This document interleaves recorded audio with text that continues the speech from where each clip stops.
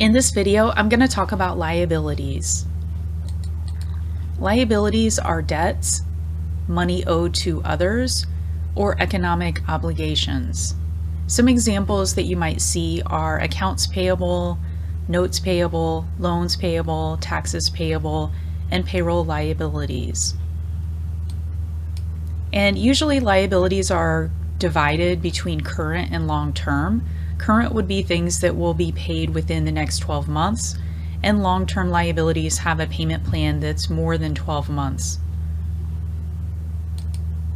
And these are the debit and credit rules we're going to talk about in this video a little bit, so I just want you to be familiar with them. Liabilities have the rule that increases go on the credit side, decreases go on the debit side. Increases are when you owe money, you're adding to the debt, and then decreases would be when you're making payments or paying off the debt. And then just so you know all of the debit credit rules as we go through this video, the types of accounts we're going to be looking at in this video are assets, expenses, and liabilities. Assets are increase with the debit, decrease with the credit, same with expenses, and then liabilities I just went over. First, I'm going to look at this general example, and then I'm going to go through a few examples in QuickBooks. So if this company purchased equipment for $20,000 and they bought the equipment with a loan, that's going to add to the debt of the business and is going to add to equipment, which is an asset account. So it would go on the credit side of loans payable or loan payable and the debit side of equipment. And then as the company makes payments, those payments are probably going to come out of the checking account, and they may have to pay interest along with payments towards the principal or the debt. So a $1,500 payment, if it was $110 of interest, the $110 would go in interest expense. The whole $1,500 would come out of the checking account. Checking is an asset, we're subtracting from checking. And then the principal amount of the payment, which is just $1,500 minus $110, would reduce the loan payable. So when you owe money, it's a credit. Now we're doing the opposite. We're making a payment. That would be a debit to subtract. And then you could go ahead and calculate the ending balances if you wanted to at this point. Equipment, checking, and interest expense only had one transaction in each account, although in real life you'd probably have a lot more checking transactions. But then this loan payable account has a balance of $18,610, which is just the difference between the credit and the debit. And the balance goes on the credit side because the credit of $20,000 is larger than this debit of $1,390. Now I'm going to go ahead and go into QuickBooks and do a few examples in QuickBooks. You can apply this information to any program, but I'm going to use QuickBooks in this case just because it's a common program that people use. So here I am in QuickBooks, and I'm in Transactions, Chart of Accounts. The accounts I'm going to be using are the checking account, the equipment account, which is an asset, the loan payable account, which is a liability, and then interest expense will be used also. And I'm going to show you an example where they purchase equipment for $15,000. They put a $2,000 down payment on the equipment, and then they're going to take out a loan for the other $13,000. So the first thing you would want to do is input the equipment purchase with the loan and the down payment. And there's a couple different ways you could do this. You could do it as a journal entry, or you could do it as a check. So I'm going to show you, if you were to do it as a journal entry, how it would look. And then I'll also show you a check. So you're adding to the equipment account with a debit. because equipment's an asset and you add to assets with debits, you would credit to add to the loan payable account for the $13,000, and you would credit the checking account for the $2,000 down payment. So this is one way you could do this. I'm going to save and close so we can look at the accounts. So under checking, you would see it here as a payment. So in QuickBooks, it doesn't say whether these are debits or credits. It shows increase or decrease, deposit, payment. Here is the equipment account, and it shows that increase. And then you could also look at the loan payable account, and it shows an increase in debt of $13,000. Now I'm going to go ahead and delete this because I'm going to show you a different way to enter this. If you wanted to write the check separately to pay for the equipment, let's say you write your checks, you print them in QuickBooks, you could just enter it as a check as normal, and you would put equipment as the category and the amount would be $2,000, and you could save and close. When you write a check in QuickBooks, that is a credit to checking and a debit to whatever account you put here as the category. Unless you make a negative line item, then that would be the same thing as a credit. So if you don't care about debits and credits and you just want to know how to enter it, then you would do it this way. Okay, that only dealt with the down payment. You would also need an entry. Let me go to checking real quick. There's the 2,000, and under equipment, you only have 2,000 here, which it needs to be 15,000. So now what I need to do is make an entry for the $13,000 loan payable, and I could enter that as a journal entry where I would debit equipment for $13,000 and credit loan payable for $13,000. So I could do that, or I could just go back into the check and edit the check. So let me show you how that would look.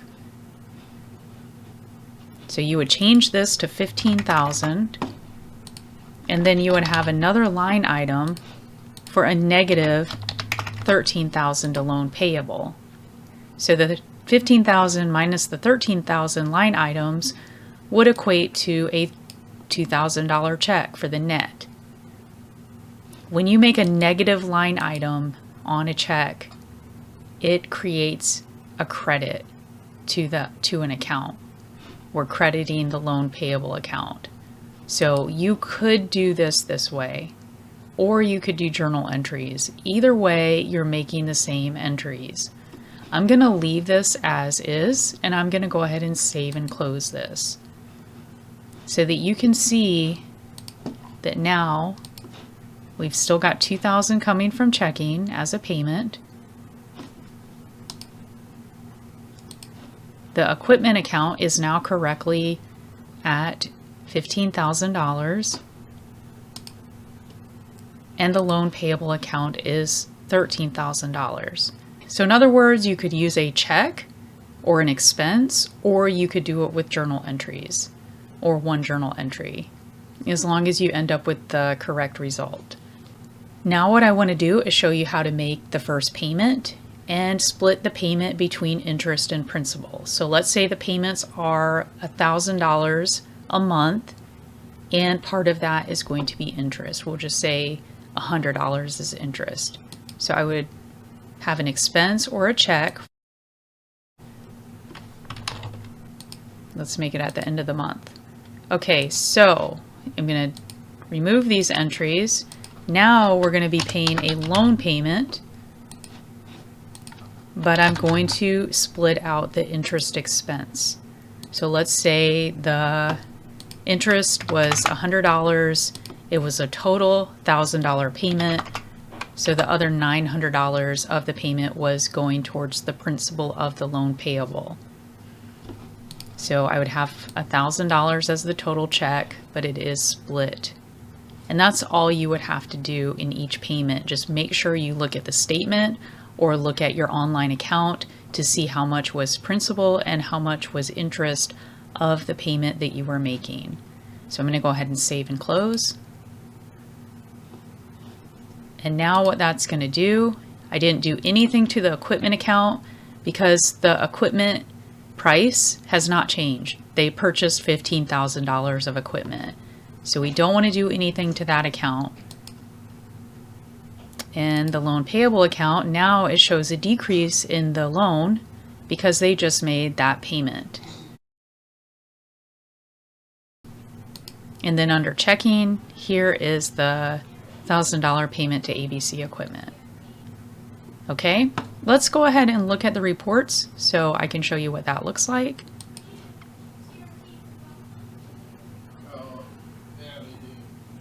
First, let's look at the profit and loss. All we should see on the profit and loss is that, let's look at this, all was done last year.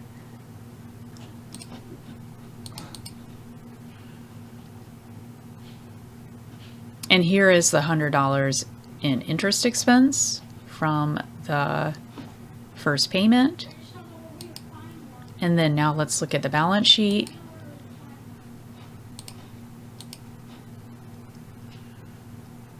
And I could drill down to the checking account if I wanted to see the individual checking account transactions. Here's the equipment account. It shows the $15,000 equipment. And then down here under liabilities, there is the loan payable account. It is now down to $12,100 because they paid $900 towards the principal. And now the next example I want to do is related to payroll liabilities.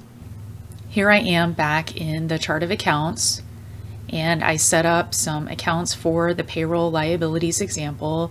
Now I just set up one payroll liabilities account. You may have multiple tax liability accounts if you have multiple tax entities, such as state withholdings, federal withholdings, unemployment taxes, and so on. But just for simplicity reasons, I'm going to use just one account. And then I also created a payroll tax expense account. This is going to be for any employer payroll taxes. And I also added a salaries and wages account for salaries or gross wages. The first thing I'm going to do in this example is create a paycheck for an employee. You could do this with an expense or a journal entry.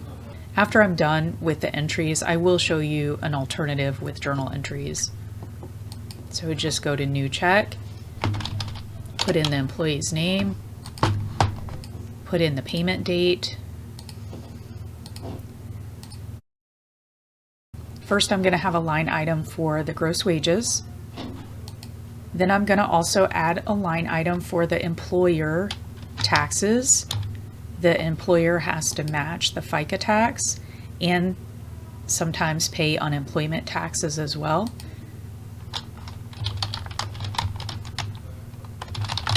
And this is an expense account, and so is salaries and wages. And I'm just going to make up a number here. Let's just say it's $65. And then you would want to somehow show a deduction for any withholdings of the employee. So I'm going to use that payroll liabilities account, and I'm going to do a negative line item. This is a debt to the company because they're going to withhold those taxes from the employee's paycheck, but then they owe it to some tax agency. So it's a liability to the company. And in order to enter a liability on a check, you would need to do a negative line item. This creates a credit to the liabilities account, and you add to debt with credits. So I would just do a negative, whatever the employee tax withholdings would be, which I'm just going to use $185. And then I'm also going to need to show the $65 that the employer is paying as taxes, they owe that to a tax agency as well. So I would add another line item for that. You could put both of these payroll liabilities lines on one line, but I'm going to use two just so that I can write descriptions for purposes of the video. Okay, so now I've got the gross wages as an expense, payroll taxes as an expense, and then the payroll taxes withholdings that they owe to the tax agency or agencies. And the net should be the net paycheck that the employee is to receive. Okay, so I'm going to go ahead and save and close this. And then we're going to look in the chart of accounts to see how this looks. Okay, so let's go to payroll liabilities, and you can see it increased the company liabilities, and it shows those two line items from the check. I'm going to go ahead and make the entry to pay these taxes, to send these taxes in to the government agency or agencies. So I'm going to do this as a check. And let's just say it's all going to one tax agency, maybe the IRS. Okay, so the category is going to be payroll liabilities, and it's coming from the checking account. So I'm going to go ahead and save and close. And you can see that now that decreased the tax liability account because they are taking the $250 and they're going to send it to whatever government or tax agencies they're sending it to. So let me go back on that check. So the difference here is this was a positive amount, which created a debit to the payroll liabilities account, whereas the other checks were a negative amount, as you can see. Okay, let's go ahead and look at the reports so we can walk through all of that. First, I'm going to look at a profit and loss. And you can see here the $800 in salaries and wages and the $65 in payroll tax expense. Those are expenses to the business. And then let's look at the balance sheet.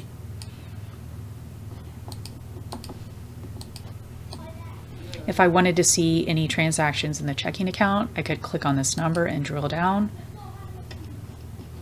And you can see down at the bottom, there is the payment for the employee paycheck and the taxes.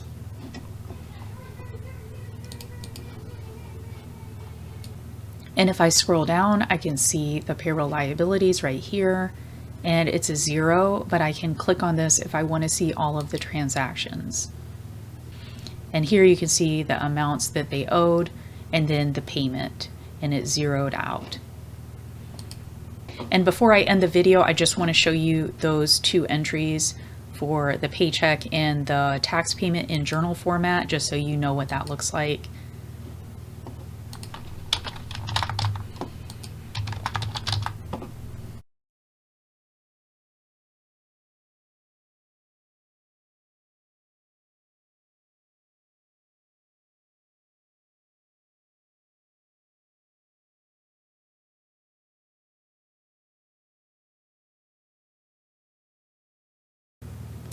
So this is what your entry might look like for the paycheck.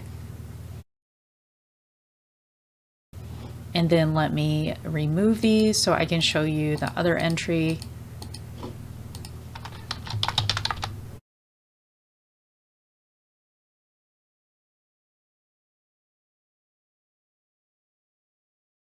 And this is what the journal entry would have looked like to pay the tax liability. I hope this video was helpful. If you have any questions, feel free to comment below, and thank you for watching.